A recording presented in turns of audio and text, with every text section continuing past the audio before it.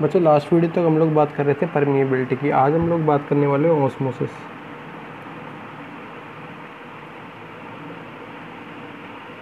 Okay, permeability में हमने 4 चीज़ें पढ़ी थी।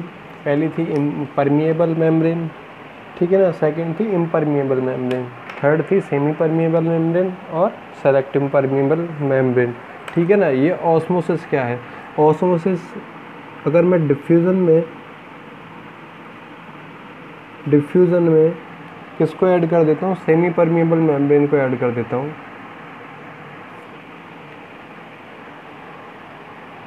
किसको? डिफ्यूज़न में सेमी परमिएबल मेम्ब्रेन को यहाँ पे ऐड कर दिया जाए तो एक चीज़ क्या बन जाएगी आपकी? ऑस्मोसिस कहलाएगी। डिफ्यूज़न में हमने ये क्या था, डिफ्यूज़न के लिए हमने एक डेफिनेशन दी थी कि सॉल्वेंट का हाई कंसंट्रेशन से लो कंसंट्रेशन की ओर क्या मूवमेंट, क्या कहलाएगा? क्या कहलाएगा? डिफ्यूज़न कहलाएगा, ठीक है ना। डिफ्यूज़न के लिए एक बार और लिख देते हैं, मूवमेंट ऑफ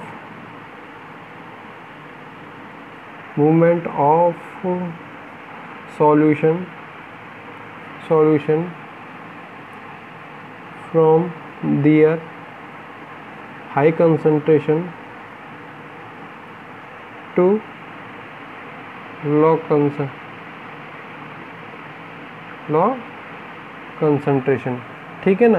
अब इसमें मैंने सेमी परमिएबल मेम्ब्रेन और ऐड कर देते हैं अपन लोग, ठीक है ना। सेमी परमिएबल मेम्ब्रेन आपसे ये कहती है कि परमिएबल होती है किसके लिए? सॉल्वेंट के लिए। किसके लिए?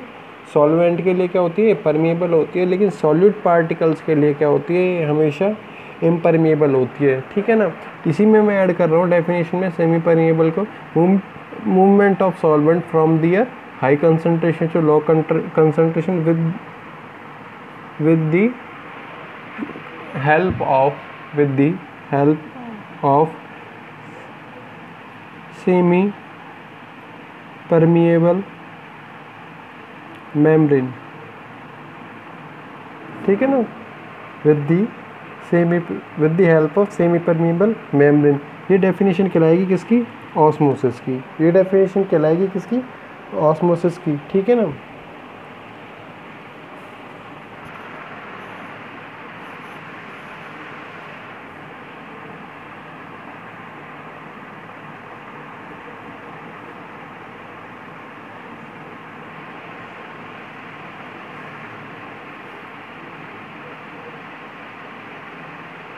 ओके, अभी हमने बात की ऑस्मोसिस की। ऑस्मोसिस के लिए हमने बोला डिफ्यूज़न और इसके साथ जोड़ दिया हमने semi permeable, movement of solvent from their high concentration to low concentration with the help of semi permeable membrane, या दूसरी डेफिनेशन दी जाए इसकी, ठीक है। The diffusion of solvent molecules, the diffusion of solvent molecules by semi-permeable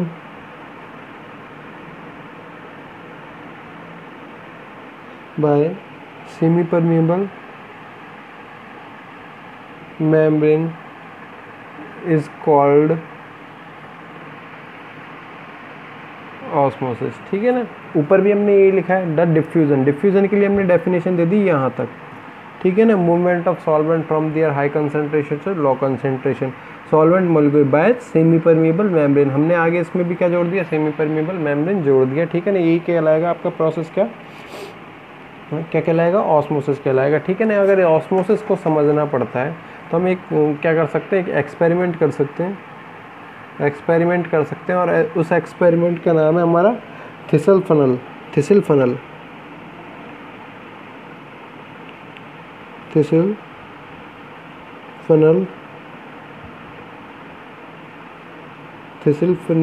experiment. Funnel का मतलब होता है कीप, ओके।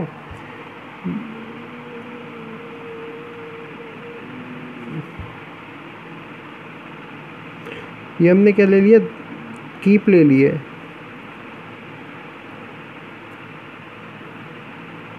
एक कीप यहाँ पर ले लेते हैं हम लोग,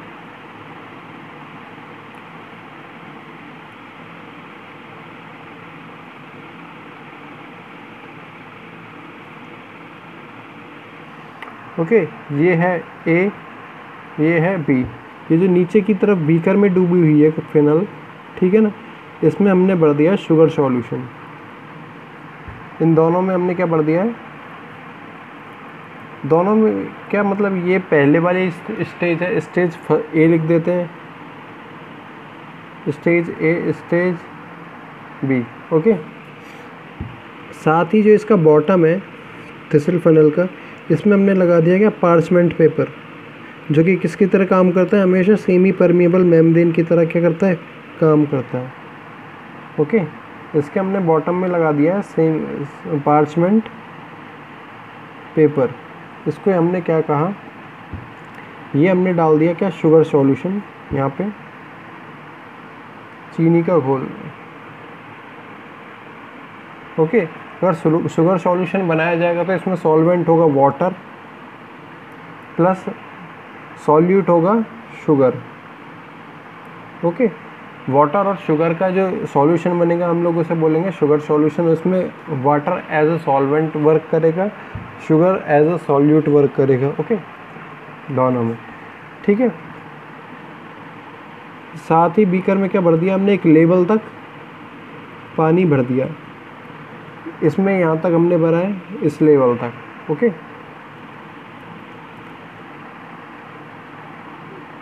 यहाँ तक तो होएगा ही, पहले वाली इस कंडीशन है।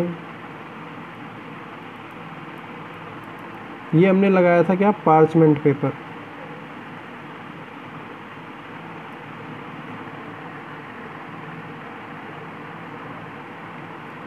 पार्चमेंट पेपर जो किसकी तरह काम करता है, सेमी परमिएबल मेम्ब्रेन की तरह वर्क करता है। ओके, हम कुछ देर बाद क्या देखेंगे, हमने क्या ऑस्मोसिस के लिए कि डिफ्यूज़न होता है किसका, सॉल्वेंट का। सॉल्वेंट के रूप में हमारे पास क्या था, वाटर था।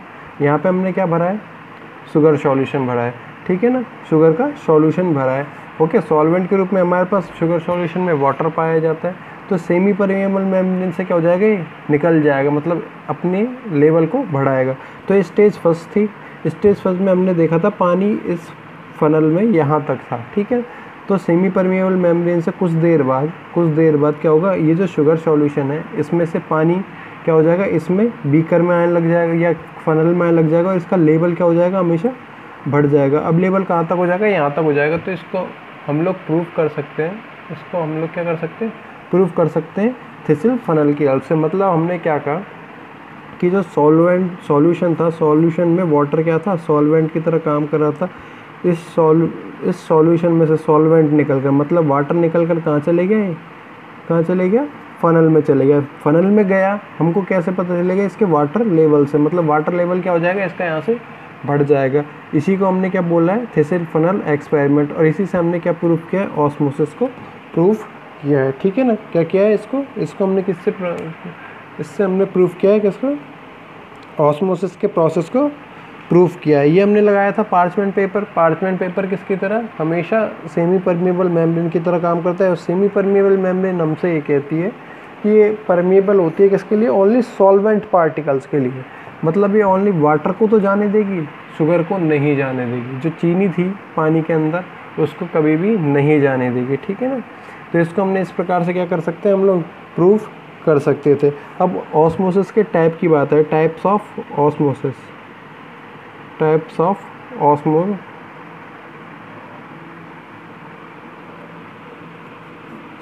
ठीक है ना। Types of osmosis, first type होता है इसका एंडो ऑस्मोसिस। एंडो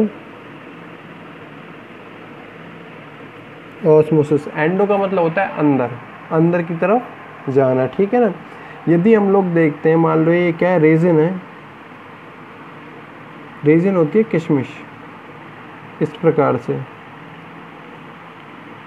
इसको हमने किस में डाल दिया, पानी के अंदर डाल दिया। किस में डाल दिया, पानी के अंदर या शुगर सॉल्यूशन के अंदर हम लोग डाल सकते थे, जिससे क्या होगा, इसमें से पानी निकल कर कहाँ चल जाएगा, अंदर चल जाएगा। मान लो यहाँ से हमने इसमें हमने ले लिया शुगर सॉल्यूशन, क्या ले लिया, शुगर सॉल्यूशन ले लिया है, ठीक है। शुगर सॉल्यूशन ले लिया, तो इसमें से पानी इधर से निकल कर कहाँ चल जाएगा, अंदर चल जाएगा। क्यों? क्योंकि रेजिन के अंदर पानी की मात्रा क्या होती है, बहुत ज़्यादा कम पाई जाती है। किशमिश के अंदर पानी की मात्रा क्या होती है, कम पाई जाती है, जिससे क्या होगा कुछ देर बाद ये जो कि रेजिन थी फूल जाएगी, ठीक है ना। इसी को हमने बोला है एंडो ऑस्मोसिस, इसी को हमने बोला है क्या, एंडो ऑस्मोसिस, ठीक है।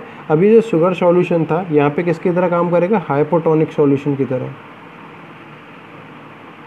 हाइपोटोनिक सॉल्यूशन की तरह काम करेगा। हाइपोटोनिक सॉल्यूशन ये कहता है कोई भी ऐसा सॉल्यूशन, कोई भी ऐसा सॉल्यूशन जिसकी कंसंट्रेशन मतलब शुगर सॉल्यूशन की कंसंट्रेशन किससे कम है, हमेशा रेजिन में जो कंसंट्रेशन पाई जा रही है उससे क्या होगी, कम पाई जाएगी। तो ऐसे सॉल्यूशन को हम लोग बोलते हैं क्या, हाइपोटोनिक सॉल्यूशन। यहाँ लिख देते हैं हम लोग, ये हो जाएगी resin, hypotonic solution. Hypotonic solution हमने बोला ए solution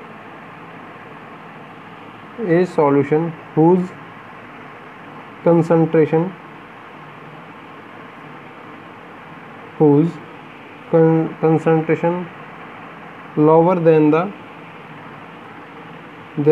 concentration of cell sap, ठीक है ना। मतलब सेल सैप, रेजिन का जो सेल सैप था उसके अंदर जो पाए जाने वाले क्या था, लिक्विड मटेरियल था, उससे क्या होगी, इसकी हमेशा कंसंट्रेशन कम पाई जाएगी शुगर सॉल्यूशन की। तो ऐसे सॉल्यूशन को हम लोग क्या बोलेंगे, हाइपोटोनिक सॉल्यूशन। और हाइपोटोनिक सॉल्यूशन से हमेशा सॉल्वेंट मतलब वाटर क्या होता है, हमेशा अंदर की ओर, किसी भी मटेरियल के अंदर की ओर क्या करता है, मूव करता है। ओके, अब इसमें सेमी परमिएबल मेम्ब्रेन कहाँ से आ गई, जो ये रेजिन है इसकी जो सेल वॉल होगी, जो रेजिन है इसकी जो सेल वॉल होगी और सेल मेम्ब्रेन होगी, ये किसकी तरह काम करेगी हमेशा, ये काम करेगी हमेशा सेमी परमिएबल मेम्ब्रेन की तरह। सेकंड कंडीशन आती है, सेकंड टाइप आता है इसका एक्सो ऑस्मोसिस। सेकंड आता है टाइप एक्सो ऑस्मोसिस। इसमें हमेशा काम करता है कौन, हाइपरटोनिक सॉल्यूशन, हाइपरटोनिक सॉल्यूशन, ठीक है ना। अब इसकी कंसंट्रेशन क्या होगी, हमेशा सेल सैप की कंसंट्रेशन से क्या होगी, हमेशा ज़्यादा होगी। मतलब ये पहले वाले से हमेशा क्या होगा, अपोजिट होगा। तो इसके लिए लिख सकते हैं a solution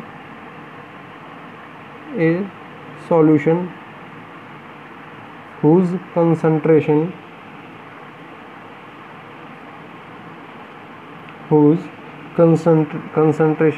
is higher than the concentration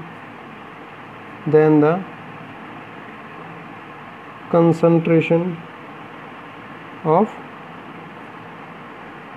cell sap, ठीक है ना। इसकी कंसंट्रेशन क्या होगी, हमेशा सेल सैप से ज़्यादा होगी, ठीक है। अब इसको एक्सपेरिमेंट से समझना हो तो इसको इस प्रकार से समझेंगे हम लोग। मान लो यहाँ पे ले लेते हैं अंगूर। अंगूर क्या होता है, हमेशा फूला हुआ होता है, ठीक है ना। अंगूर क्या होता है, हमेशा फूला हुआ होता है। इसको यदि अपन डाल देते हैं NaCl के सॉल्यूशन में डाल देते हैं, ठीक है ना। NaCl का सॉल्यूशन मतलब सोडियम क्लोराइड के सॉल्यूशन में डाल देते हैं। ये अंगूर है, इसमें क्या थी, हमेशा वाटर लेवल क्या था, ज़्यादा था, सॉरी वाटर लेवल क्या था यहाँ पे, ज़्यादा था अंगूर में अंदर, बाहर की तुलना में, ठीक है ना। बाहर की कंपेरेटिव क्या था, ज़्यादा था, ठीक है ना। तो अंगूर से क्या होगा, इसमें से पानी निकल कर कहाँ आ जाएगा, सॉल्यूशन में बाहर आ जाएगा, जिससे कुछ समय बाद क्या लगेगा, अंगूर पिचका सा श्रिंक्ड कंडीशन में, सुकड़ी हुई अवस्था में लगेगा, ठीक है ना। इसको बोलते हैं हम लोग एक्सो ऑस्मोसिस, जिसमें मतलब किसी भी मटेरियल से पानी या कह सकते हैं हम लोग सॉल्वेंट क्या हो जाए, बाहर निकल जाए। इसको हम लोग बोलेंगे एक्सो ऑस्मोसिस। इसे हम लोग बोलते हैं exo osmosis. When is cell placed in hypertonic solution, water molecules move out from the cell। Cell क्या आती है यहाँ पे, सेल क्या आती है यहाँ पे, इसकी अंगूर, ठीक है ना। इसकी जो सेल वॉल होगी ये किसकी, सेमी परमिएबल मेम्ब्रेन की तरह काम करी। और इसी प्रोसेस को हमने बोला है एक्सो ऑस्मोसिस। पहले हमने एंडो ऑस्मोसिस समझा, सेकंड हमने एक्सो ऑस्मोसिस समझा, ठीक है ना।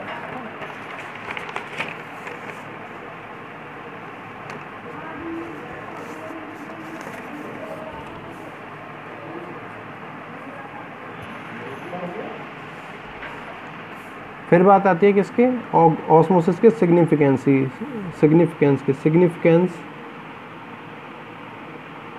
Of osmosis.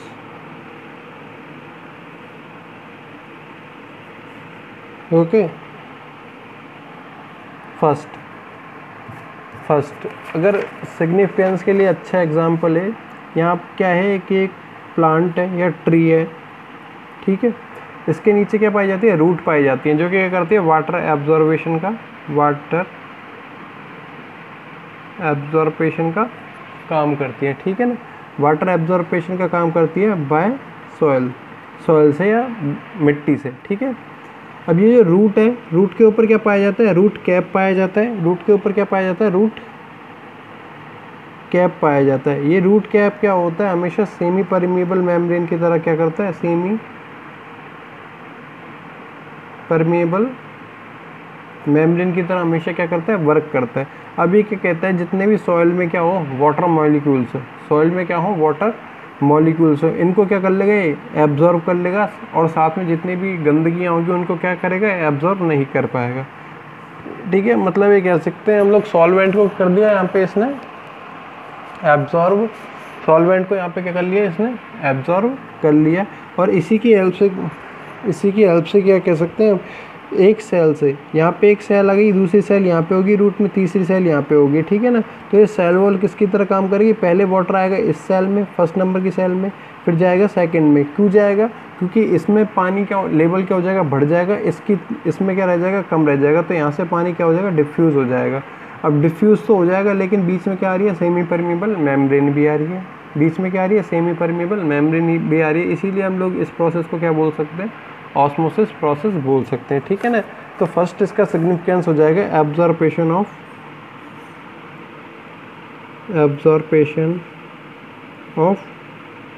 Water by roots, ठीक है ना, absorption of water by root.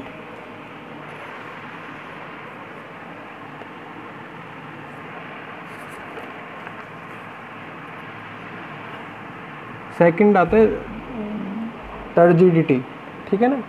ये एक सेल होती है, ठीक है ना, ये क्या है, एक सेल होती है। जब भी हमेशा पानी इसके अंदर जाएगा तो क्या लगाएगा, एक प्रेशर लगाएगा, उस प्रेशर को हम लोग बोलेंगे ऑस्मोटिक प्रेशर, ठीक है ना। और पानी अंदर चल जाएगा तो ये वापस पूरी की पूरी जो सेल वॉल है पूरी फुल भरने के बाद में, ये सेल पूरी की पूरी है, ठीक है, ये क्या लगाएगा, एक बाहर की तरफ एक प्रेशर लगाएगा। इस प्रेशर को हम लोग बोलेंगे टर्जिड प्रेशर, टर्जिड फोर्स या प्रेशर, ठीक है ना, टर्जिड प्रेशर। इसी के कारण कोई भी सेल क्या होती है, हमेशा फूली हुई पाई जाती है। इसी के कारण कोई भी सेल क्या होती है, हमेशा फूली हुई पाई जाती है। मतलब हम ये कह सकते हैं turgidity depends on the osmosis, turgidity depends on the osmosis, ठीक है ना। ओके, थर्ड हमने देखा था सेल से सेल में वाटर जा रहा था, ठीक है ना। तो वाटर का क्या होता है, यहाँ पे डिस्ट्रीब्यूशन होता है, कहाँ तक, प्लांट के वेरियस पार्ट्स तक, ठीक है ना। Water is distributed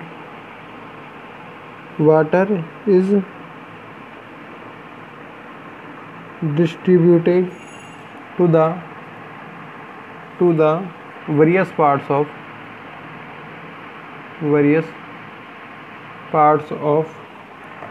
the plants by the osmosis, ठीक है, by the osmosis। ऑस्मोसिस की हेल्प से क्या होगा, ये हमेशा करेगा। अब जैसे ही टर्जिडिटी हमने देखा, हमेशा यंग सेल जो होगी, जो नई सेल बनी होगी, वो क्या होगी, हमेशा टर्जिड कंडीशन में पाई जाएगी। लेकिन जैसे ही ओल्ड सेल होगी, या ठीक है ना, जैसे ही क्या होगी, ओल्ड सेल होगी, वो हम कभी भी टर्जिड नहीं पाई जाएगी। मतलब उसमें वाटर लेवल क्या होगा, हमेशा कम पाया जाएगा। वो ऑस्मोसिस प्रेशर क्या होगा, हमेशा उसमें कम होगा, टर्जिडिटी कम पाई जाएगी। तो ये कह सकते हैं हम लोग, जो यंग सेल की क्या होती है, ग्रोथ होती है, वो किसके ऊपर डिपेंड करती है, ऑस्मोसिस के ऊपर डिपेंड करती है। The growth of